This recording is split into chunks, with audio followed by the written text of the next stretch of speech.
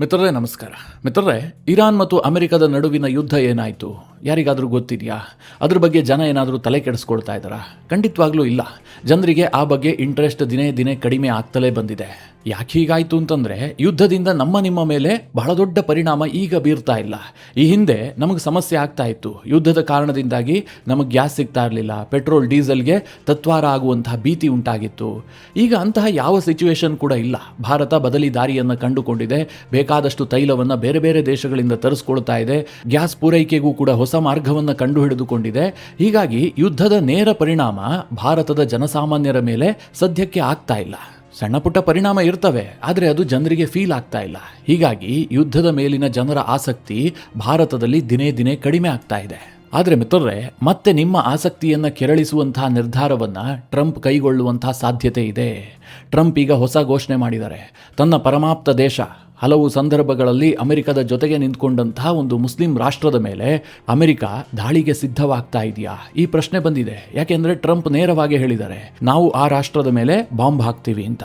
ಇದರ ಜೊತೆಗೆ ಟ್ರಂಪ್ ಅವರ ಇನ್ನೊಂದು ಘೋಷಣೆ ಇದೆಯಲ್ಲ, ಇದು ಜಗತ್ತನ್ನೇ ಚಕಿತಗೊಳಿಸಿದೆ. ಅದೇನು ಕೇಳಿದ್ರೆ, ಅಮೆರಿಕದ ಭೂಭಾಗ ಮಿಡಲ್ ಈಸ್ಟ್ಗೆ ವಿಸ್ತರಣೆ ಆಗುತ್ತೆ, ಮಿಡಲ್ ಈಸ್ಟ್ನಲ್ಲೂ ಕೂಡ ಅಮೆರಿಕದ ಆಳ್ವಿಕೆಯ ಜಾಗ ಸೃಷ್ಟಿಯಾಗುತ್ತೆ ಅಂತ ಟ್ರಂಪ್ ಹೇಳ್ಕೊಂಡಿದ್ದಾರೆ.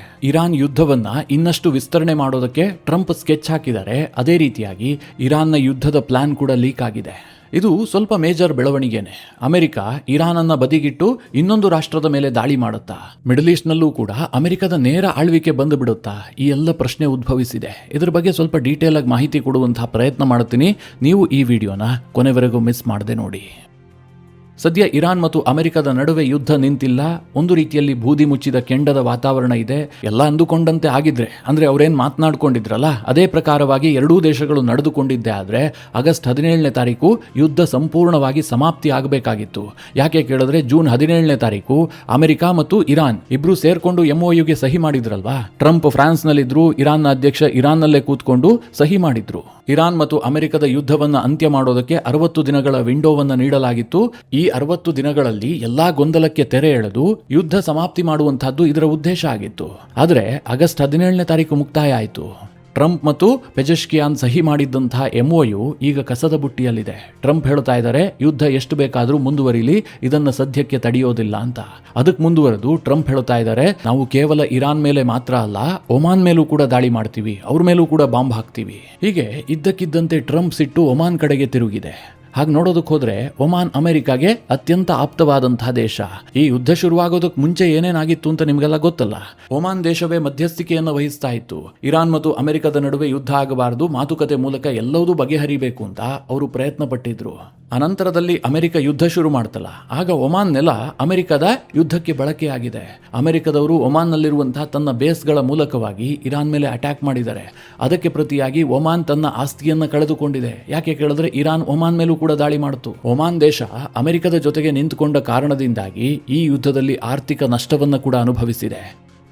ಇಷ್ಟೆಲ್ಲ ಕಳ್ಕೊಂಡಿರುವಂತಹ ಒಮಾನ್, ಅಮೆರಿಕಾಗೆ ಇಷ್ಟೆಲ್ಲ ಸಹಾಯ ಮಾಡಿರುವಂತಹ ಒಮಾನ್, ಆದರೆ ಈಗ ಅದೇ ಅಮೆರಿಕದಿಂದ ನೇರವಾಗಿ ಯುದ್ಧದ ಬೆದರಿಕೆಯನ್ನು ಎದುರಿಸ್ತಾ ಇದೆ. ಟ್ರಂಪ್ ಅತ್ಯಂತ ಕೆಟ್ಟ ಲ್ಯಾಂಗ್ವೇಜ್ ಅನ್ನು ಬಳಸ್ಬಿಟ್ಟು ಒಮಾನನ್ನ ನಾವು ನಾಶ ಮಾಡಾಕ್ತೀವಿ ಅಂತ ಎಚ್ಚರಿಸಿದ್ದಾರೆ. ಫಾಕ್ಸ್ ನ್ಯೂಸ್ಗೆ ಕೊಟ್ಟಂತಹ ಸಂದರ್ಶನದಲ್ಲಿ ಇದನ್ನು ಒಮ್ಮೆ ಹೇಳಿದ್ರು, ಮತ್ತೆ ಅದನ್ನೇ ರಿಪೀಟ್ ಕೂಡ ಮಾಡಿದ್ದಾರೆ. ಹಾಗಾದ್ರೆ ಟ್ರಂಪ್ಗೆ ಒಮಾನ್ ಮೇಲೆ ಸಿಟ್ಟು ಬರೋದಕ್ಕೆ ಏನು ಕಾರಣ? ಒಮಾನ್ ಮೇಲೆ ದಾಳಿ ಮಾಡ್ತೀವಿ ಅಂತಂದ್ರೆ ಅದಕ್ಕೇನಾದರೂ ಉದ್ದೇಶ ಇರಬೇಕಲ್ವಾ? ಬಹುಕಾಲದಿಂದಲೂ ಕೂಡ ಒಮಾನ್ನಲ್ಲಿರುವಂತಹ ಆಡಳಿತ ಅಮೆರಿಕಾಗೆ ಮಿತ್ರ ದೇಶವಾಗಿದೆ. ಒಮಾನ್ ಯಾವತ್ತೂ ಕೂಡ ಅಮೆರಿಕ ಹಾಕದಂತಹ ಗೆರೆಯನ್ನ ದಾಟದಂತಹ ಉದಾಹರಣೆಯೇ ಇಲ್ಲ. ಅಂತಹದ್ರಲ್ಲಿ ಟ್ರಂಪ್ ನೇರವಾಗಿ ಯುದ್ಧದ ಧಮಕಿ ಹಾಕ್ತಾ ಇದಾರಲ್ಲ, ಯುದ್ಧಕ್ಕೆ ಸಿದ್ಧರಾಗ್ತಾ ಇದಾರಲ್ಲ. ಇಲ್ಲಿ ಟ್ರಂಪ್ ಅವರ ಉದ್ದೇಶ ಏನು, ಅಮೆರಿಕ ಏನ್ ಬಯಸ್ತಾ ಇದೆ? ಇದನ್ನ ನೋಡೋದಾದ್ರೆ ಸದ್ಯದ ಪರಿಸ್ಥಿತಿಯಲ್ಲಿ ಟ್ರಂಪ್ಗೆ ಈ ಯುದ್ಧ ತಕ್ಷಣಕ್ಕೆ ಎಂಡ್ ಆಗಬೇಕು ಅನ್ನುವಂತಹ ಯಾವುದೇ ಹರಿ ಇಲ್ಲ. ಈ ಮೊದಲು ಟ್ರಂಪ್ ಯುದ್ಧವನ್ನ ಎಂಡ್ ಮಾಡಬೇಕು, ಆದಷ್ಟು ಶೀಘ್ರದಲ್ಲಿ ಒಪ್ಪಂದ ಆಗಬೇಕು, ಹೀಗೆಲ್ಲ ಹೇಳ್ಬಿಟ್ಟು ಟ್ರಂಪ್ ಇರಾನ್ಗೆ ಗಡುವು ವಿಧಿಸ್ತಾ ಇದ್ರು. ಇಷ್ಟು ದಿನದ ಒಳಗಾಗಿ ಡೀಲ್ ಮಾಡ್ಕೊಳ್ಳಿ, ಈ ಯುದ್ಧ ಎಂಡ್ ಆಗ್ಬಿಡ್ಬೇಕು ಅಂತ. ಆದ್ರೆ ಅವತ್ತಿದ್ದಂತಹ ಮನಸ್ಸು ಟ್ರಂಪ್ಗೆ ಈಗ ಇಲ್ಲ. ಈ ಯುದ್ಧ ತಕ್ಷಣಕ್ಕೆ ಎಂಡ್ ಆಗಬೇಕು ಅಂತ ಅವ್ರಿಗೆ ಅನ್ನಿಸ್ತಾ ಇಲ್ಲ. ಜೊತೆಗೆ ಟ್ರಂಪ್ ಬಾಯಲ್ಲಿ ಇನ್ನೊಂದು ಪ್ಲಾನ್ ಹೊರಗೆ ಬಂದಿದೆ. ಅದೇನು ಕೇಳಿದ್ರೆ, ಈ ಸ್ಟ್ರೀಟ್ ಆಫ್ ಹಾರ್ಮೋಸ್ ಇದೆಯಲ್ಲ, ಇದನ್ನ ಅಮೆರಿಕ ವಶಕ್ಕೆ ಪಡೆಯುತ್ತೆ. ಇನ್ನು ಮುಂದೆ ಅಮೆರಿಕವೇ ಈ ಸ್ಟ್ರೀಟ್ ಆಫ್ ಹಾರ್ಮೋಸ್ ಅನ್ನ ರೂಲ್ ಮಾಡುತ್ತೆ. ಇದು ಟ್ರಂಪ್ ಅವರ ಹೊಸ ವರಸೆ. ಟ್ರಂಪ್ ಈಗಾಗಲೇ ಅನೇಕ ಬಾರಿ ಸ್ಟ್ರೀಟ್ ಆಫ್ ಹರ್ಮೋಸ್ ವಿಚಾರದಲ್ಲಿ ವಿಜಯ ಘೋಷಣೆ ಮಾಡ್ಕೊಂಡಿದ್ದಾರೆ. ಅದು ನಮ್ಮ ಕಂಟ್ರೋಲ್ನಲ್ಲೇ ಇದೆ, ಅದು ಅಮೆರಿಕಾಗೆ ಸೇರಿದ್ದು, ಹೀಗೆಲ್ಲ ಟ್ರಂಪ್ ಕ್ಲೈಮ್ ಮಾಡೋದಕ್ಕೆ ಶುರು ಮಾಡಿದ್ದಾರೆ. ಅಲ್ಲಿಗೆ ಟ್ರಂಪ್ ಅವರ ಉದ್ದೇಶ ಏನು? ಸ್ಟ್ರೀಟ್ ಆಫ್ ಹರ್ಮೋಸ್ ಅಮೆರಿಕದ ಹಿಡಿತಕ್ಕೆ ಬರಬೇಕು. ಅಲ್ಲಿ ಇರಾನ್ನ ಯಾವುದೇ ರೀತಿಯ ಹಿಡಿತವೂ ಕೂಡ ಇರಬಾರ್ದು, ಅಥವಾ ಇನ್ಯಾವುದೇ ದೇಶದ ಹಿಡಿತವೂ ಕೂಡ ಇರಬಾರ್ದು. ಸ್ಟ್ರೀಟ್ ಆಫ್ ಹರ್ಮೋಸ್ನಲ್ಲಿ ಯಾರು ಹೋಗಬೇಕು, ಯಾರು ಹೋಗಬಾರ್ದು, ಅಥವಾ ಅಲ್ಲಿ ಶುಲ್ಕ ವಿಧಿಸಬೇಕಾ ಬೇಡವಾ, ಮುಕ್ತ ಸಂಚಾರ ಆಗಬೇಕಾ, ಇದೆಲ್ಲವುದನ್ನು ಅಮೆರಿಕವೇ ನಿರ್ಧರಿಸಬೇಕು. ಅಮೆರಿಕದ ಟೋಟಲ್ ಕಂಟ್ರೋಲ್ ಈ ಸ್ಟ್ರೀಟ್ ಆಫ್ ಹರ್ಮೋಸ್ ಮೇಲೆ ಬರಬೇಕು ಅನ್ನುವಂಥದ್ದು ಟ್ರಂಪ್ ಅವರ ಈಗಿನ ಉದ್ದೇಶ. ಸರಿ, ಉದ್ದೇಶ ಏನೋ ಸ್ಟ್ರೀಟ್ ಆಫ್ ಹರ್ಮೋಸನ್ನು ಅಮೆರಿಕ ವಶಕ್ಕೆ ಪಡೆಯುವಂಥದ್ದು. ಅದಕ್ಕೆ ಯುದ್ಧ ಮಾಡಬೇಕಾಗಿರೋದು ಇರಾನ್ ಜೊತೆಗೆ. ಇರಾನ್ ಅದನ್ನು ಬಿಟ್ಟುಕೊಡಬೇಕು ಅಥವಾ ಅಮೆರಿಕ ಅದನ್ನು ವಶಕ್ಕೆ ಪಡಿಬೇಕು.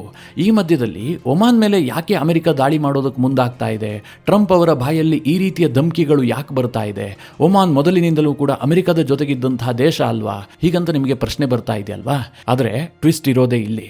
ಒಮಾನ್ ದೇಶ ಅಮೆರಿಕದ ಜೊತೆಗೇನೋ ಚೆನ್ನಾಗೇ ಇದೆ, ಆದರೆ ಈ ಸ್ಟ್ರೀಟ್ ಆಫ್ ಹರ್ಮೋಸ್ ಅನ್ನ ಅಮೆರಿಕ ವಶಕ್ಕೆ ಪಡೆಯುವಂತಹದ್ದು ಒಮಾನ್ಗೂ ಕೂಡ ಇಷ್ಟ ಇಲ್ಲ. ಅದಕ್ಕೆ ಇರಾನ್ ಏನ್ ಮಾಡ್ತಾ ಇದೆ? ಒಮಾನ್ ಅನ್ನ ತನ್ನ ವಿಶ್ವಾಸಕ್ಕೆ ಪಡೆದುಕೊಂಡು ಒಮಾನ್ ಜೊತೆಗೆ ತನ್ನದೇ ಆದಂತಹ ಒಂದು ಒಪ್ಪಂದವನ್ನ ಮಾಡಿಕೊಳ್ಳೋದು ಹೊರಟಿದೆ. ಆ ಒಪ್ಪಂದ ಯಾವ ರೀತಿಯಾಗಿರುತ್ತೆ ಅಂತ ಇನ್ನೂ ಕೂಡ ಅನೌನ್ಸ್ ಆಗಿಲ್ಲ, ಆದರೆ ಆ ಒಪ್ಪಂದ ಫೈನಲ್ ಹಂತವನ್ನು ತಲುಪಿದೆ ಅಂತ ಇರಾನ್ ಹೇಳಿದೆ. ಯಾಕೆ ಇರಾನ್ ಒಮಾನ್ ಜೊತೆಗೆ ಒಪ್ಪಂದ ಮಾಡ್ಕೊಳ್ತಾ ಇದೆ ಅಂತಂದ್ರೆ, ಈ ಸ್ಟ್ರೀಟ್ ಆಫ್ ಹರ್ಮೋಸ್ ಇದೆಯಲ್ಲ, ಇದರ ಒಂದ್ ಸೈಡ್ ಇರುವಂತಹದ್ದು ಇರಾನ್ ಕಡೆಗೆ, ಇನ್ನೊಂದು ಸೈಡ್ ಇರುವಂತಹದ್ದು ಒಮಾನ್ ಕಡೆಗೆ. ಹೀಗಾಗಿ ಇರಾನ್ ಒಂದೇ ಇಡೀ ಸಂಪೂರ್ಣ ಸ್ಟ್ರೀಟ್ ಆಫ್ ಹರ್ಮೋಸ್ ಅನ್ನ ಕಂಟ್ರೋಲ್ ಮಾಡುವಂತಹದ್ದು ಅಸಾಧ್ಯ. ಸಹಜವಾಗಿ ಅದರ ಮೇಲೆ ಒಮಾನ್ನ ಹಕ್ಕು ಬಂದೇ ಬರುತ್ತೆ. ಹೀಗಾಗಿ ಇರಾನ್ ಬಹಳಷ್ಟು ಪ್ಲಾನ್ ಮಾಡಿಕೊಂಡು ಒಮಾನ್ ಅನ್ನ ವಿಶ್ವಾಸಕ್ಕೆ ಪಡೆದು ಒಪ್ಪಂದ ಮಾಡ್ಕೊಳ್ತಾ ಇದೆ. ಅಂದ್ರೆ ಈ ಇಡೀ ಸ್ಟ್ರೀಟ್ ಆಫ್ ಹರ್ಮೋಸ್ ಅನ್ನ ನಾವೇ ಕಂಟ್ರೋಲ್ ಮಾಡಬೇಕು. ಉದಾಹರಣೆಗೆ ಸ್ಟ್ರೀಟ್ ಆಫ್ ಹರ್ಮೋಸ್ ನಲ್ಲಿ ಯಾವುದೊಂದು ಮೂರನೇ ರಾಷ್ಟ್ರದ ಹಡಗು ಪಾಸ್ ಆಗಬೇಕು ಅಂತಂದ್ರೆ, ಭಾರತ ಅಂತಲೇ ಅಂದುಕೊಳ್ಳಿ, ಅಂತಹ ಸನ್ನಿವೇಶದಲ್ಲಿ ಹಡಗು ಪಾಸ್ ಆಗಬೇಕು ಅಂತಂದ್ರೆ ಭಾರತ ಒಂದು ಒಮಾನ್ನ ಪರ್ಮಿಷನ್ ಆದ್ರೂ ತೆಗೆದುಕೊಳ್ಬೇಕು, ಇಲ್ಲ ಇರಾನ್ನ ಪರ್ಮಿಷನ್ ಆದ್ರೂ ತೆಗೆದುಕೊಳ್ಬೇಕು. ಪರ್ಮಿಷನ್ ಇಲ್ಲದೆ ಯಾವುದೇ ಹಡಗುಗಳ ಸಂಚಾರಕ್ಕೂ ಕೂಡ ಇಲ್ಲಿ ಅವಕಾಶ ಕೊಡಬಾರದು. ಇದರ ಮೇಲೆ ಸಂಪೂರ್ಣ ಅಧಿಕಾರವನ್ನು ನಾವು ಸಾಧಿಸಬೇಕು ಅಂತ ಇರಾನ್ ಹೊರಟಿದೆ. ಹಾಗೆ ನೋಡೋದಕ್ಕೆ ಹೋದ್ರೆ ಇದೇನು ಹೊಸ ವಿಚಾರ ಅಲ್ಲ. ಈ ಯುದ್ಧ ನಡೀತಾ ಇರುವಂತಹ ಸಂದರ್ಭದಲ್ಲೇ ಇರಾನ್ ಒಮಾನ್ಗೆ ಈ ರೀತಿಯ ಪ್ರಪೋಸಲ್ ಅನ್ನ ಇಟ್ಟಿತ್ತು. ಆದರೆ ಆ ಸಂದರ್ಭದಲ್ಲಿ ಒಮಾನ್ ಇದಕ್ಕೆ ಇಂಟ್ರೆಸ್ಟ್ ತೋರಿಸಿರಲಿಲ್ಲ. ಈ ಸ್ಟ್ರೀಟ್ ಆಫ್ ಹರ್ಮೋಸ್ ಮುಕ್ತವಾಗಿರಬೇಕು ಅಂತ ಅವರು ಬಯಸ್ತಾ ಇದ್ರು. ಆದರೆ ದಿಢೀರಂತ ಒಮಾನ್ ತನ್ನ ನಿರ್ಧಾರವನ್ನು ಬದಲಾಯಿಸಿಕೊಂಡಿದೆ. ಇರಾನ್ ಜೊತೆಗೆ ಡೀಲ್ ಮಾಡಿಕೊಳ್ಳೋದಕ್ಕೆ ತೆರೆಮರೆಯಲ್ಲಿ ಯತ್ನ ಮಾಡ್ತಾ ಇದೆ. ಇದೇ ವಿಚಾರ ಈಗ ಅಮೆರಿಕವನ್ನ ಕೆರಳುವಂತೆ ಮಾಡಿದೆ. ಟ್ರಂಪ್ ಹೇಳ್ತಾ ಇದ್ದಾರೆ, ಒಮಾನ್ ಏನಾದರೂ ಡೀಲ್ ಮಾಡಿಕೊಂಡು ಸ್ಟ್ರೀಟ್ ಆಫ್ ಹರ್ಮೋಸ್ನಲ್ಲಿ ಹಿಡಿತ ಸಾಧಿಸೋದಕ್ಕೆ ಹೊರಟಿದ್ದೆ ಆದರೆ ನಾವು ಒಮಾನನ್ನ ಕೂಡ ನಾಶ ಮಾಡ್ತೀವಿ, ಅದ್ರ ಮೇಲೂ ಕೂಡ ಬಾಂಬ್ ಹಾಕ್ತೀವಿ. ಸಹಜವಾಗಿ ಒಮಾನ್ಗೆ ಇದು ಬಹಳ ದೊಡ್ಡ ಎಚ್ಚರಿಕೆ. ಯಾಕೆ ಗೊತ್ತಾ? ಒಮಾನ್ಗೆ ಅಮೆರಿಕವನ್ನ ಎದುರಿಸೋದಕ್ಕೆ ಯಾವುದೇ ಶಕ್ತಿಯೂ ಕೂಡ ಇಲ್ಲ. ಅವರು ರಕ್ಷಣೆಗಾಗಿ ಇಷ್ಟು ವರ್ಷಗಳ ಡಿಪೆಂಡ್ ಆಗಿರೋದೇ ಅಮೆರಿಕವನ್ನ. ಅಮೆರಿಕದ ಬೇಸ್ಗಳು ಒಮಾನ್ನಲ್ಲಿದೆ. ಅಮೆರಿಕ ಒಂದು ರೀತಿಯಲ್ಲಿ ಒಮಾನ್ಗೆ ಸೆಕ್ಯೂರಿಟಿ ಗ್ಯಾರಂಟರ್. ಇಂತಹ ಸನ್ನಿವೇಶದಲ್ಲಿ ಟ್ರಂಪ್ ಬಾಯಲ್ಲಿ ಈಗ ಒಮಾನ್ ಮೇಲಿನ ದಾಳಿಯ ಮಾತಿದೆಯಲ್ಲ, ಇದು ಆ ಇಡೀ ದೇಶವನ್ನ ನಡುಗಿಸಿದೆ. ಜೊತೆಗೆ ಆ ಇಡೀ ಪ್ರದೇಶದ ಅಸ್ಥಿರತೆಯನ್ನ ಇನ್ನೊಂದು ಹಂತಕ್ಕೆ ತೆಗೆದುಕೊಂಡು ಹೋಗಿದೆ. ಸದ್ಯ ಟ್ರಂಪ್ ಏನೋ ಇಡೀ ಸ್ಟ್ರೀಟ್ ಆಫ್ ಹರ್ಮೋಸ್ ನಮ್ಮ ಕಂಟ್ರೋಲ್ನಲ್ಲಿದೆ ಅಂತ ಘೋಷಣೆ ಮಾಡ್ತಾ ಇದ್ದಾರೆ, ಆದರೆ ವಾಸ್ತವತೆ ಬೇರೆ ಇದೇ ಆಗಿದೆ. ಇರಾನ್ ಹೇಳ್ತಾ ಇದೆ, ನಮ್ಮ ಅಣತಿ ಇಲ್ಲದೆ ಒಂದು ಸೊಳ್ಳೆ ಕೂಡ ಆಚೆ ಈಚೆ ದಾಟ್ತಾ ಇಲ್ಲ ಅಂತ. ಹಾಗಾದ್ರೆ ಇತ್ತೀಚಿನ ಹೇಳಿಕೆಯನ್ನು ನೋಡಿದ್ರೆ ಮತ್ತೆ ಯುದ್ಧ ತೀವ್ರಗೊಳ್ಳುತ್ತಾ? ಅಮೆರಿಕ ಮತ್ತೊಮ್ಮೆ ಬಹಳ ಗಂಭೀರ ಸ್ವರೂಪದಲ್ಲಿ ದಾಳಿ ಮಾಡೋದಕ್ಕೆ ಶುರು ಮಾಡುತ್ತಾ? ಇದಕ್ಕೆ ಉತ್ತರ ಕೊಡೋದು ಸ್ವಲ್ಪ ಕಷ್ಟ ಆದ್ರೂ ಕೂಡ ಇರಾನ್ನಲ್ಲಿ ಲೀಕ್ ಆದಂತಹ ಒಂದು ಪ್ಲಾನ್ ಇದೆಯಲ್ಲ, ಇದು ಯುದ್ಧದ ಸುಳಿವನ್ನ ಕೊಡ್ತಾ ಇದೆ. ಇರಾನ್ನ ಹಾರ್ಡ್ ಲೈನರ್ಸ್ ಇದ್ರಲ್ಲ, ಅವ್ರು ಯಾವತ್ತೂ ಕೂಡ ಅಮೆರಿಕದ MOU ಅನ್ನು ನಂಬೇ ಇರಲಿಲ್ಲ. ಅವರು ಪದೇ ಪದೇ ಸರ್ಕಾರಕ್ಕೆ ಎಚ್ಚರಿಕೆ ಕೊಡ್ತಾ ಇದ್ರು, ನೀವು ಯಾವುದೇ ಕಾರಣಕ್ಕೂ ಕೂಡ ಮೈ ಮರಿಬೇಡಿ, ಇದರ ಹಿಂದೆ ಅಮೆರಿಕದ ಕುಟಿಲತನ ಇದೆ. ಅಮೆರಿಕ ಈ 60 ದಿನದ ವಿಂಡೋವನ್ನ ತನ್ನ ಯುದ್ಧ ತಯಾರಿಗೆ ಬಳಸಿಕೊಳ್ಳುತ್ತೆ. ಅವರು ಬಿಗ್ ವಾರ್ಗೆ ಪ್ರಿಪೇರ್ ಆಗ್ತಾ ಇದ್ದಾರೆ. ಹೀಗಾಗಿ ನಾವು ಇದನ್ನು ನಂಬಬಾರದು. ನಾವು ಇನ್ನೊಂದು ಪ್ಲಾನ್ ಅನ್ನು ರೆಡಿ ಇಟ್ಕೊಂಡು ಒಂದು ಲಾಂಗ್ ಟರ್ಮ್ ಯುದ್ಧಕ್ಕೆ ಇರಾನ್ ಸಿದ್ಧವಾಗಿರಬೇಕು ಅಂತ ಅವರೊಂದು ಪ್ಲಾನ್ ರೆಡಿ ಮಾಡ್ಕೊಂಡಿದ್ರು. ಅದೇ ಪ್ಲಾನ್ ಈಗ ಲೀಕ್ ಆಗಿರುವಂತಹದ್ದು. ಆ ಪ್ಲಾನ್ನಲ್ಲಿ ಏನಿದೆ ಕೇಳಿದ್ರೆ, ಇರಾನ್ನ ಸರ್ಕಾರ ಅಮೆರಿಕದೊಂದಿಗೆ ಎಂಗೇಜ್ ಆಗಿರೋದು. ಅವರು ಮಾತುಕತೆಗೆ ಕರೆದ್ರೆ ನಾವೇನು ಬರೋದಿಲ್ಲ ಅಂತ ಹೇಳೋದಲ್ಲ, ಯಾರಾದರೂ ಒಬ್ಬ ಪ್ರತಿನಿಧಿ ಹೋಗಿ ಮಾತುಕತೆ ನಡೆಸ್ತಾ ಇರೋದು. ಅದರಲ್ಲಿ ಯಶಸ್ಸು ಸಿಗುತ್ತೋ ಬಿಡುತ್ತೋ ಅದು ಸೆಕೆಂಡ್ರಿ. ಆದರೆ ಇನ್ನೊಂದು ಕಡೆಯಲ್ಲಿ ಇರಾನ್ನ IRGC ಇದೆಯಲ್ಲ, ಅದು ಪೂರ್ಣ ಪ್ರಮಾಣದ ಯುದ್ಧಕ್ಕೆ ಸಿದ್ಧ ಆಗಿರೋದು. ಆ ಯುದ್ಧವನ್ನು ಯಾವ ರೀತಿಯಾಗಿ ಮುಂದುವರಿಸಬೇಕು ಅನ್ನೋದಕ್ಕೂ ಕೂಡ ಅವರ ಪ್ಲಾನ್ ನಲ್ಲಿ ಒಂದಷ್ಟು ಅಂಶಗಳಿದ್ದಾವೆ. ಸ್ಟ್ರೀಟ್ ಆಫ್ ಹರ್ಮೋಸ್ ನಲ್ಲಿ ಇನ್ನಷ್ಟು ಎಂಗೇಜ್ ಮಾಡೋದು, ಯಾವುದೇ ಹಡಗುಗಳ ಸಂಚಾರಕ್ಕೂ ಕೂಡ ಅವಕಾಶ ಕೊಡಬಾರದು, ಕಂಪ್ಲೀಟ್ ಸ್ತಬ್ಧ ಮಾಡೋದು. ಈಗಾಗಲೇ ಇರಾನ್ ಕೆಲ ದೇಶಗಳಿಗೆ ಅಂತಹ ಪರಿಸ್ಥಿತಿಯನ್ನು ನಿರ್ಮಾಣ ಮಾಡಿದೆ. ಮುಖ್ಯವಾಗಿ ಇರಾನ್ UAE ಅನ್ನು ಟಾರ್ಗೆಟ್ ಮಾಡ್ತಾ ಇದೆ. ಕಳೆದ 1 ತಿಂಗಳಿನಲ್ಲಿ ಇದೇ ಸ್ಟ್ರೀಟ್ ಆಫ್ ಹರ್ಮೋಸ್ನಲ್ಲಿ ಒಟ್ಟು 6 UAE ಹಡಗುಗಳ ಮೇಲೆ ಇರಾನ್ ಅಟ್ಯಾಕ್ ಮಾಡಿದೆ. ಸದ್ಯ UAE ಮತ್ತು ಇರಾನ್ನ ನಡುವೆ ಬೂದಿ ಮುಚ್ಚಿದ ಕೆಂಡದ ವಾತಾವರಣ ಇದೆ. UAE ಇವತ್ತೊಂದು ತೀರ್ಮಾನ ಮಾಡಿದೆ. ಇರಾನ್ ಜೊತೆಗಿನ ಎಲ್ಲ ವ್ಯಾಪಾರವನ್ನು ಸ್ಥಗಿತಗೊಳಿಸೋದು ಮಾತ್ರ ಅಲ್ಲ, ಹಣಕಾಸು ವ್ಯವಹಾರಗಳನ್ನು ಕೂಡ ಮುಂದಿನ ಆದೇಶದವರೆಗೆ ಕಂಪ್ಲೀಟ್ ಸ್ಥಗಿತಗೊಳಿಸ್ತಾ ಇದ್ದೀವಿ ಅಂತ UAE ಸರ್ಕಾರ ಹೇಳ್ಕೊಂಡಿದೆ. ಇದು ಏನನ್ನ ಸೂಚಿಸ್ತಾ ಇದೆ ಅಂತಂದ್ರೆ UAE ಅಮೆರಿಕದೊಂದಿಗೆ ಇನ್ನಷ್ಟು ಎಂಗೇಜ್ ಆಗ್ತಾ ಇದೆ. ಇರಾನ್ ಜೊತೆಗಿನ ಸಣ್ಣ ಸಂಬಂಧವನ್ನ ಕೂಡ UAE ಮುಂದುವರಿಸ್ತಾ ಇಲ್ಲ. ಹಾಗೆ ಇರಾನ್ ಪ್ಲಾನ್ನಲ್ಲಿರುವಂತಹ ಇನ್ನೊಂದು ಅಂಶ ಏನು ಕೇಳಿದ್ರೆ, ರೆಡ್ ಸಿ ಅನ್ನ ಇನ್ನಷ್ಟು ಬಳಕೆ ಮಾಡೋದು, ಹೂತಿಗಳನ್ನು ಬಳಸಿಕೊಂಡು ಸೌದಿಯನ್ನ ಅಲ್ಲಿ ಎಂಗೇಜ್ ಮಾಡೋದು. ಈಗಾಗಲೇ IRGCಯ ಟಾಪ್ ಲೆವೆಲ್ನ ಅಧಿಕಾರಿಗಳು ಯಮನ್ನ ಹೂತಿಗಳೊಂದಿಗೆ ನಿರಂತರವಾಗಿ ಸಂಪರ್ಕದಲ್ಲಿದ್ದಾರೆ ಅಂತ ಈ ರಿಪೋರ್ಟ್ ಹೇಳ್ತಾ ಇದೆ.